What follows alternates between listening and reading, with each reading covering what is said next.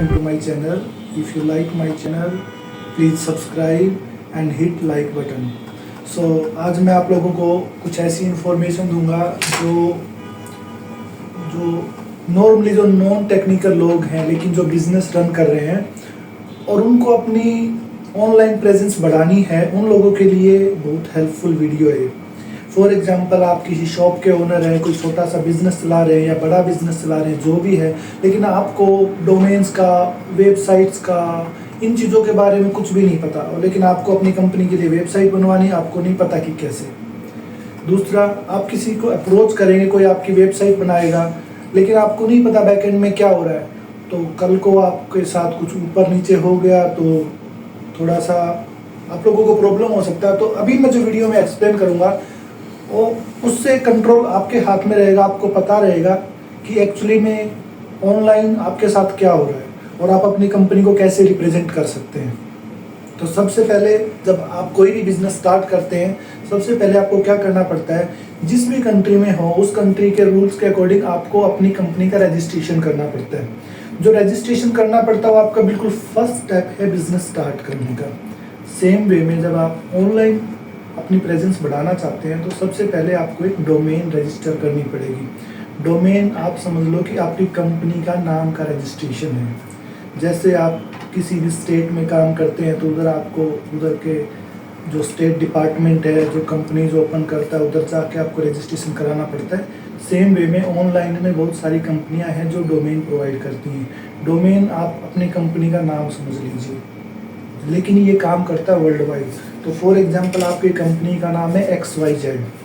अब XYZ दुनिया में किसी और ने भी कंपनी बना रखी होगी, तो जब आप डोमेन लेने जाएंगे XYZ के नाम से तो हो सकता है आपको ना मिले, क्योंकि वो एक यूनिक एड्रेस रहेगा। जैसे आप अपनी कंपनी का रजिस्ट्रेशन अपने स्टेट में करवाते हैं या सेंटर लेवल पे करवाते हैं, तब जब आप रजिस्ट्रेशन कराने जाते हैं तो वो लोग भी आपसे 2-3 नाम के ऑप्शन पूछते हैं, क्योंकि ऑलरेडी कोई नेम सेम रजिस्टर होगा तो वो आपके लिए अवेलेबल नहीं है, आपके पास कोई ऑप्शन नहीं है। इसी तरीके से जब आप डोमेन खरीदेंगे तो आपके पास 2-3 ऑप्शंस आपको उनको देना पड़ेगा। जैसे XYZ के नाम से अवेलेबल नहीं है तो आपको 123 XYZ या XYZ 123 कुछ आगे पीछे लगा के उसको बनाना पड़ेगा। अगर आपको डोमेन रजिस्टर करना है उसके लिए बहुत सारी कंपनीज हैं, आप जा सकते हैं GoDaddy पे, नेमचीप, होस्टिंगर, ब्लू होस्ट, बहुत सारे हैं, गूगल पे भी है। तो आपकी चॉइस है, जिस पे भी आप जाना चाहें जा सकते हैं। फर्स्ट आपको क्या करना पड़ेगा, जिस भी साइट पे आपको डोमेन रजिस्टर करनी है उधर जाके एक अकाउंट बनाना पड़ेगा। वो अकाउंट से आप लॉगिन करेंगे तो आप अपनी डोमेन को एक्सेस कर पाएंगे। सबसे पहला स्टेप हो गया आपकी डोमेन। जब आपकी डोमेन आ जाएगी उसके बाद आप समझ लो कि आपने अपनी कंपनी का रजिस्ट्रेशन करा दिया। अब नेक्स्ट स्टेप क्या रहेगा, आपने कंपनी का रजिस्ट्रेशन तो करा दिया है, लेकिन आपको एक ऑफिस भी तो चाहिए काम करने के लिए। तो जिस तरीके से आप अपनी कंपनी का रजिस्ट्रेशन कराने के बाद आपको एक ऑफिस भी स्पेस लेना पड़ेगा, उसी तरीके से डोमेन को भी काम करने के लिए एक स्पेस चाहिए। फॉर एग्जांपल, आपको अपनी कंपनी की ईमेल्स बनानी है तो ईमेल होस्टिंग लेनी पड़ेगी। अगर आपको अपनी कंपनी की वेबसाइट बनानी है तो वेब होस्टिंग लेनी पड़ेगी। अब मैं आपको थोड़ा सा ब्लैक बोर्ड पे, not black board, this is white board, तो मैं आपको वाइट बोर्ड पे समझाता हूँ कि एक्चुअली में ये चीज़ें कैसे काम करती हैं।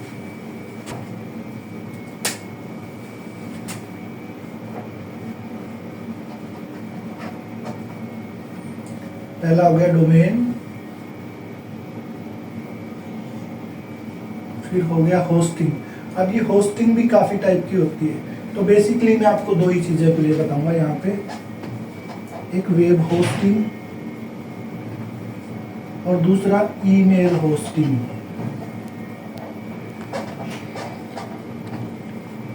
तो अगर आपको खाली वेबसाइट बनानी है तो आप खाली वेब होस्टिंग करें, और लेकिन आपका बिजनेस ऐसा है कि आपकी वेबसाइट की आपको ज़रूरत नहीं है, लेकिन आपको कम्युनिकेशन के लिए ईमेल की ज़रूरत है, तो आप ये वेब होस्टिंग ना लें, खाली ईमेल होस्टिंग ले सकते हैं।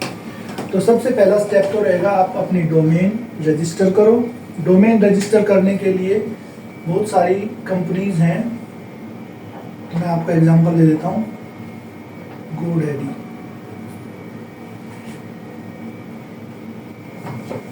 Hostinger, blue host,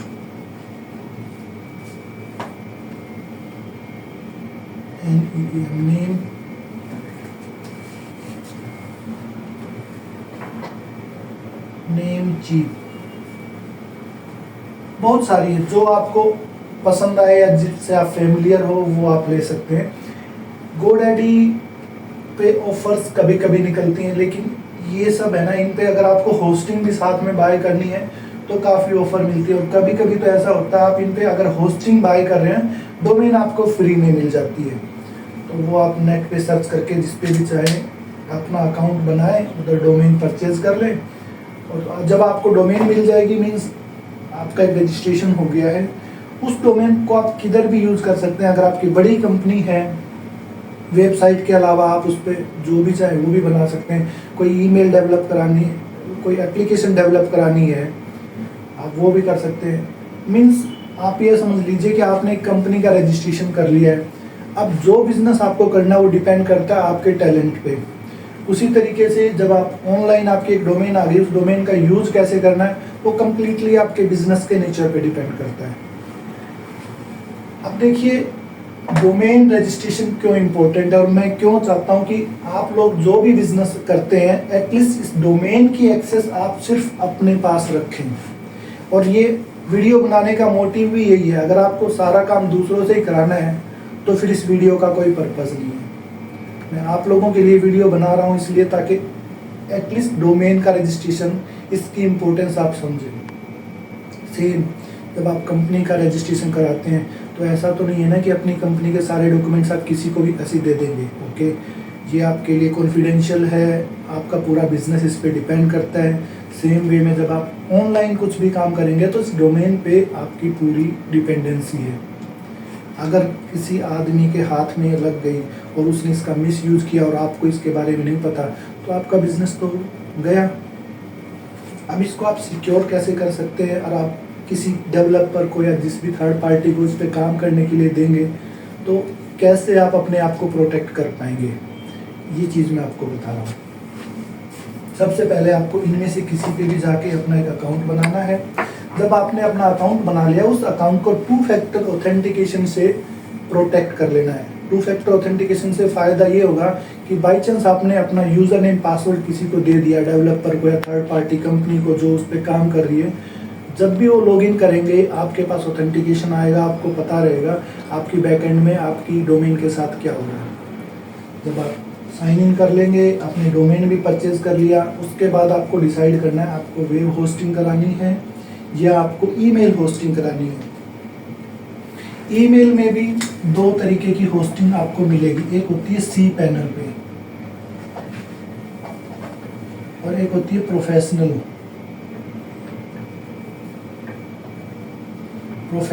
email hosting. ये cPanel जब आप वेब होस्टिंग परचेज करते हैं तो उसके अंदर एक आपको cPanel मिलता है जिसमें कि आपको ईमेल बनाने की भी फैसिलिटी मिल जाती है। जब आपको ईमेल बनाने की फैसिलिटी मिलेगी, यहाँ पे जो आपने होस्टिंग स्पेस बाय किया है, मान लो आपने 1 GB 2 GB जितने भी स्पीड का प्लान लिया, जितनी भी स्पेस का प्लान लिया है, उसी स्पेस को वो ईमेल्स के लिए यूज करेगा। अब यहाँ पे आपका जब आप होस्टिंग के लिए सर्वर बाय करेंगे तो उसमें आपको डिफरेंट प्लान मिलते हैं।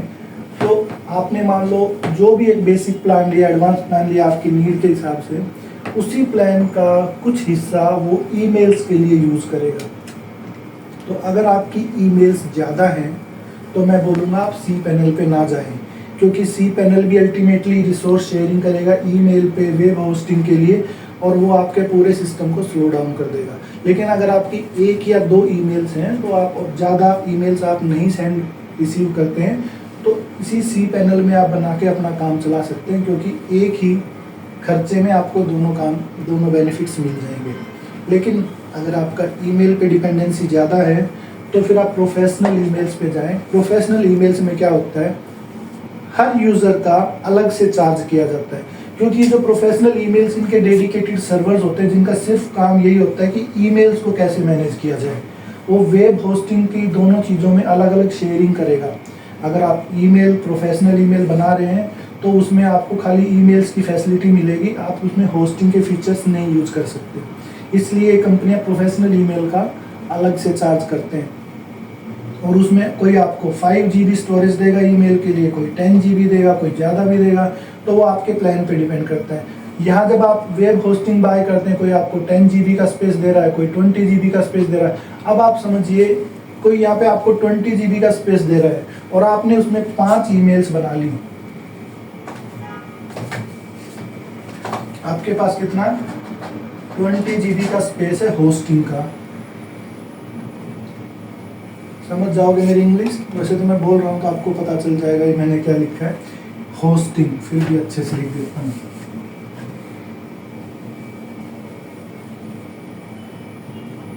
होस्टिंग आपने 20 GB की ली है, ओके। आपने सी पैनल पे 10 ईमेल्स बना दी। अब हर ईमेल को आपने मान लो 2 GB स्पेस दे दिया, तो 20 GB तो आपका ऐसे कंज्यूम हो गया। बाकी सर्विसेज के लिए आपके पास कुछ स्पेस बचा ही नहीं।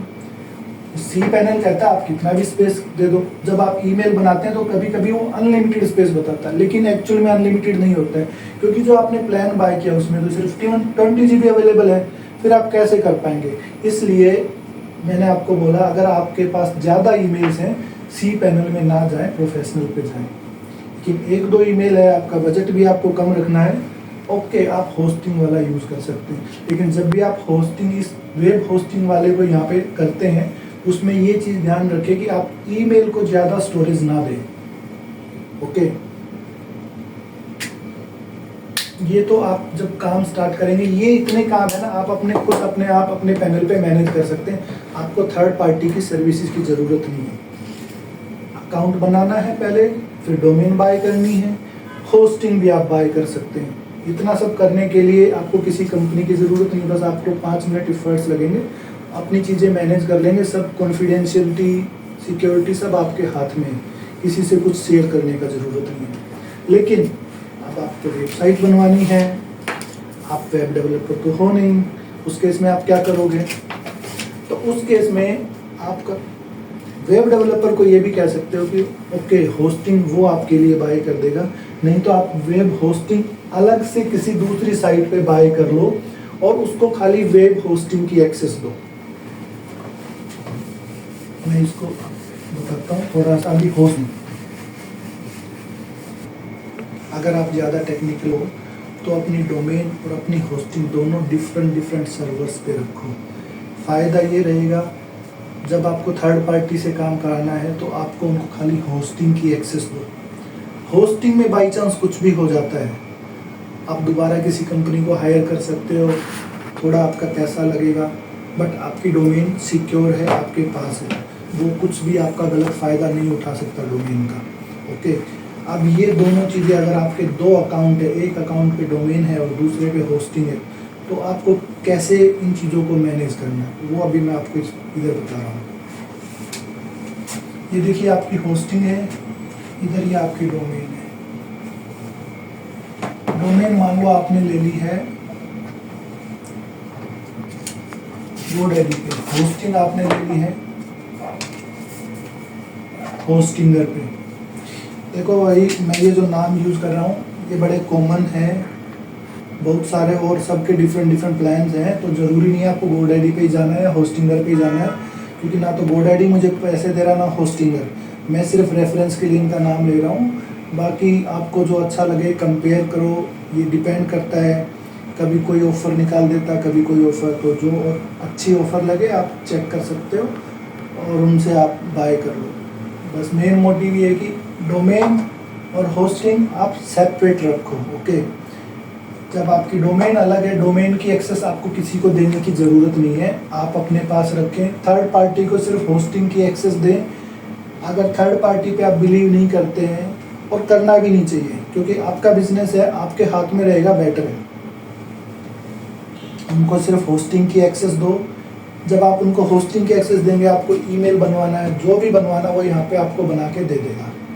वेबसाइट बनाना, कोई एप्लीकेशन डेवलप कराना है, उसके बाद वो आपसे मांगेंगे कि भाई हमको तो डोमेन की एक्सेस चाहिए, उसके बिना तो ये चीज़ें काम ही नहीं करेंगी, ओके। उस केस में कुछ टेक्निकल चीज़ें हैं जो आपको याद रखनी है या आप मेरा वीडियो बार बार देखेंगे, जब भी आप काम करेंगे तो आपको ये हेल्प मिल जाएगी। सबसे इम्पोर्टेंट होता है नेम सर्वर। ओके, इसको शॉर्ट फॉर्म NS कहते हैं। ये नेम सर्वर क्या बताता है, जहां आपकी डोमेन रहती है, डोमेन के साथ कुछ रिकॉर्ड्स होते हैं। वो रिकॉर्ड्स बताते हैं कि अगर किसी को ईमेल चेक करनी है तो कौन सा रिकॉर्ड चेक करेगा, अगर आपको होस्टिंग चेक करनी है तो कौन सा रिकॉर्ड है। लेकिन वो सब भी एक नेम सर्वर पे सेव रहते हैं।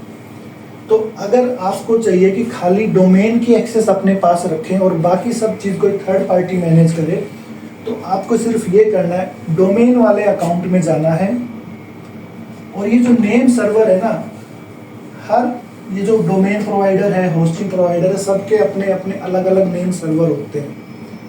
आपको क्या करना है, GoDaddy में आपकी ईमेल डोमेन है तो GoDaddy के अकाउंट में आपको साइन इन करना है। होस्टिंगर पे आपकी होस्टिंग है तो होस्टिंगर का जो नेम सर्वर है आपको GoDaddy में यहाँ पे डोमेन में डाल देना है। जब आप, अभी मैं एग्जांपल के लिए आपको बोलता हूँ XYZ, ये .com, ये आपकी डोमेन का नाम है। ओके, डोमेन आपने यहाँ पे ले ली, होस्टिंग आपने इधर ले ली।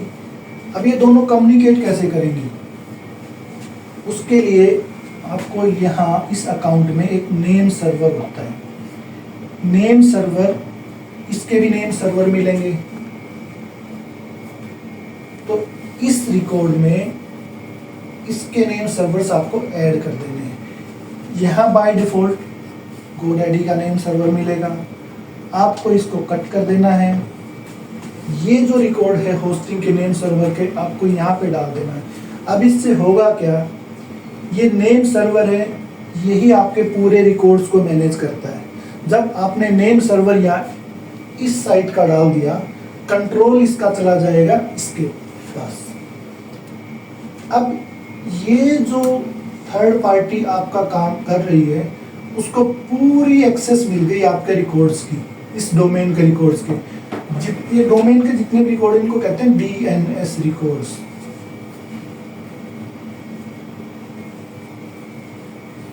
ये DNS रिकॉर्ड्स मैं आपको एक वीडियो भी दूंगा साथ में, इसमें आपको अच्छे से समझ में आ जाएगा। लेकिन जो ज़्यादा टेक्निकल नहीं है, उनको ज़्यादा कुछ समझने का ज़रूरत नहीं है, बस नेम सर्वर पे ज़्यादा फोकस करें।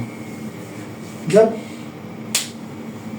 आपने अपनी डोमेन के रिकॉर्ड्स में नेम सर्वर चेंज कर दिया, तो ये जो DNS रिकॉर्ड्स की पूरी फाइल है, यहाँ से शिफ्ट होके इस पे चली जाएगी। और ये आपका होस्टिंग प्लेस है।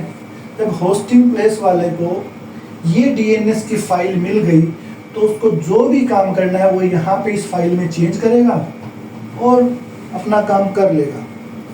अब इससे आपको बेनिफिट ये है, कल इस थर्ड पार्टी ने आपके साथ कुछ भी गड़बड़ कर दिया, ओके, आप दोबारा ये नेम सर्वर डिफॉल्ट वाले लगा दो और दोबारा से अपना काम स्टार्ट कर लो। तो जो भी आपकी ये प्राइवेसी है, जो भी आपकी सिक्योरिटी आपको मेंटेन करनी है, वो आप इधर से मेंटेन कर सकते हो। ओके, अब ये आपने नेम सर्वर की फाइल आपकी इधर चली गई, DNS की फाइल, इसमें सारा रिकॉर्ड रहता है। अगर आपको वेबसाइट जहाँ होस्ट करनी ये भी रहेगा, ईमेल का भी रहेगा, anything whatever you want to do with your domain, it's here, you can control by this. Okay, अब मैं इसी चीज़ को आपको वीडियो में दिखाऊंगा। और जो मेरी डोमेन है वो होस्टिंगर पे है। hosting.com का कंट्रोल पैनल ओपन कर लिया है और इसमें ये देखिए, अभी आपको मैं दिखाता हूँ हमारे जो नेम सर्वर्स हैं वो बाय डिफ़ॉल्ट hosting.com के हैं। ये देखिए स्क्रीन पे दिख रहा है नेम सर्वर 1 2 3 4। ओके, ये सब हमारे hosting.com के जो डिफ़ॉल्ट नेम सर्वर है वो है, जो अभी हमारा, जब आप होस्टिंग बाय करते हैं तो बाय डिफ़ॉल्ट उसमें जो आपको नेम सर्वर मिलते हैं। अब क्योंकि हमारी जो डोमेन है वो होस्टिंगर पे है और हमको जो होस्टिंगर के जो नेम सर्वर है वो हमको यहाँ पे hosting.com पे अपडेट करने हैं। तो देखिए मेरा होस्टिंगर का अकाउंट है, इसमें मेरी एक डोमेन है आप देखिए डोमेन्स में जाएंगे तो डोमेन दिखा देता है। जब उसमें आप मैंने इसको किया ओपन तो ये नेम चेंज नेम सर्वर का ऑप्शन आ गया है। चेंज नेम सर्वर पे जाएंगे, उसके बाद आपको होस्टिंगर के नेम सर्वर दिखा देगा, लेकिन हमको तो होस्टिंग कहाँ पे है, hosting.com पे है। तो हमको यहाँ पे होस्टिंगर के पैनल में जाके वहाँ पे जो होस्टिंगर के नेम सर्वर्स हैं वो चेंज करके उसकी जगह पे हमको हमारी होस्टिंग जिस साइट पे है जो कि hosting.com है उसके नेम सर्वर यहाँ पे डालने हैं। ये एक्चुअली जो hosting.com है पहले इसका नाम A2 होस्टिंग था, लेकिन अभी उन्होंने अपग्रेड कर दिया। अगर आप A2 hosting.com पे जाएंगे तो भी आपको यही चीज़ मिलेगी और hosting.com पे जाएंगे तो भी वही मिलेगा।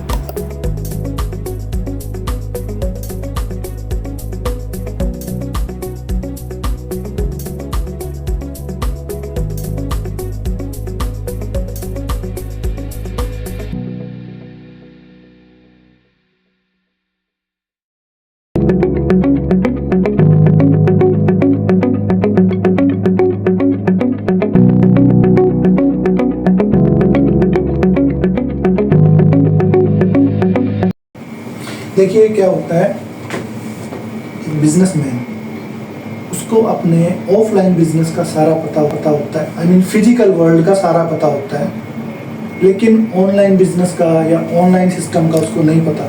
तो आप ये समझिए कि जब आपने कंपनी का रजिस्ट्रेशन कराया तो एक लीगल एंटिटी बन गए हो आप। अगर आप उस रजिस्ट्रेशन में कुछ भी मॉडिफिकेशन कराओगे, एड्रेस चेंज कराना है, कुछ भी कराना है, आप पे रहता है। अभी मैं एक एग्जांपल देके बताता हूँ। फॉर एग्जांपल ये मेरा ऑफिस है, ओके। मैंने अपनी कंपनी का नाम XYZ से रजिस्ट्रेशन कराया हुआ है। ये ऑफिस मैंने किसी को बोला कि भाई इसको मॉडिफाई करके दे दो, ओके। उन्होंने मॉडिफाई कर दिया। अभी मुझे किसी और से काम भी कराना है तो मैं बोलूँगा भाई एक तो मैंने ब्रांच इधर खोल रखी है, एक मैं दूसरी ब्रांच भी खोल के कहीं दूसरी जगह काम कर रहा हूँ, मैं डेली यहाँ पे नहीं आ सकता। तो मैंने क्या किया, अपने स्टाफ को इसकी की हैंड ओवर कर दी, ओके। मैं बहुत ट्रस्ट करता हूँ अपने स्टाफ पे, मैंने उसको दे दिया, वो मेरा बिजनेस संभाल रहा है। कल को मुझे पता चला ओहो मेरे बिजनेस में तो बहुत गड़बड़ हो रही है, अभी मैंने तो की भी उसको दे रखी है। कल को मैं जाता हूँ, बोलेगा ओहो हु आर यू, ये तो मेरा ऑफिस है। तो अगर आपके पास डोमेन की एक्सेस है, फॉर एग्जांपल आपके पास एक फिजिकल एविडेंस है कि देखो ये कंपनी मैंने रजिस्टर करा रखी है, तो आप उसको क्लेम कर सकते हो। फिर भी कुछ ज़्यादा डिस्प्यूट होगा, वो बोलेगा नहीं नहीं इसमें तो सारा पैसा मैंने लगाया है, इस ऑफिस में आपका कैसे हो गया। तो उस केस में आप क्या करोगे। ऐसा ही हमारा ऑनलाइन भी हो सकता है। जब आप होस्टिंग की एक्सेस किसी को दोगे, वो बोलेगा नहीं नहीं आपका बिजनेस बहुत अच्छा चल रहा है, वो टेक ओवर कर लेगा। लेकिन आपके पास ये एक्सेस है, आई मीन फिजिकली तो आप उस कंपनी के रजिस्टर्ड मालिक हो ना। आप क्या करोगे, आप बोलोगे ओके ठीक है, मैं इस बिजनेस का एड्रेस ही चेंज कर देता हूँ, क्योंकि आपने इस बिजनेस को कब्जे में कर लिया है यहाँ पर होस्टिंग में, तो मेरा बिजनेस तो मैं हैंड ओवर नहीं कर सकता आपको। आप क्या करोगे, दूसरी जगह पे एक नया ऑफिस लोगे, उसमें अपना बिजनेस स्टार्ट कर दोगे, और जो आपका डॉक्यूमेंटेशन है, जो भी लीगल डॉक्यूमेंट्स हैं, उधर आप अपना नया एड्रेस अपडेट कर दोगे। फॉर एग्जांपल बैंक में आपने अपडेट कर दिया, अब बैंक आपसे कुछ भी कॉरेस्पॉन्डेंस करता है तो वो आपको नए एड्रेस पे भेजेगा, नया एड्रेस, नया होस्टिंग का स्पेस मिलेगा। इट मीन्स आपका बिजनेस बिल्कुल वैसे ही चलता रहेगा। सेम वे में यहाँ पे जब आपके पास डोमेन है, होस्टिंग डजंट मैटर। इस होस्टिंग में कुछ गड़बड़ हो जाती है, आप इधर डोमेन में सेटिंग्स चेंज करोगे, उसको नया एड्रेस दोगे, नए एड्रेस से वो सब कुछ पिक कर लेगा, ओके। यही चीज़ होती है। अब वो जो मैं NS बता रहा था, NS एक फाइल है जिसमें आपका सब डिटेल होता है कि अगर कोई ईमेल कर रहा है वो कौन से सर्वर से जाएगी, अगर कोई वेबसाइट पे आना चाहता है तो कौन से सर्वर्स पे आएगी, और भी जितने बड़े बड़े काम ऑनलाइन करने हैं उन सब के लिए ये DNS रिकॉर्ड मैटर करता है। और ये DNS रिकॉर्ड आपने किसी और को दे दिया था जब आप मैनेज कर रहे थे, अब आप चाहते हैं किसी थर्ड पार्टी कोई और दूसरी कंपनी आपका होस्टिंग या कुछ भी चीज़ मैनेज करे, तो आप उसको वो फाइल दे देना, ईजी हो जाएगा। अगर इनके साथ कुछ आपका डिस्प्यूट होता है, ओके फिनिश, आप इधर अपनी नेम फाइल चेंज करो, दूसरे को दे दो, ओके। ऐसा आपका बिजनेस बिल्कुल सिक्योर रहेगा।